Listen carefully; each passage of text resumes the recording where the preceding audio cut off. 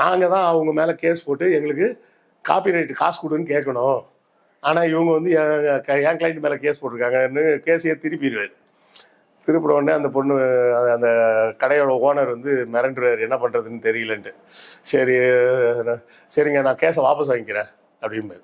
வாபஸ் வாங்கினாலாம் பத்தாது, நீங்கள் உங்கள் கடையில் விற்கிற பொருளை இன்னையிலேருந்து விற்கக்கூடிய எல்லா லாபத்துலேயும் என் கிளைண்ட்டுக்கு அந்த பொண்ணுக்கு வந்து ஷேர் கொடுத்துடணும். எவ்வளோ 5% கொடுங்க அப்படின்னு. 5%லாம் கொடுக்க முடியாது, 2.5% தரேன்.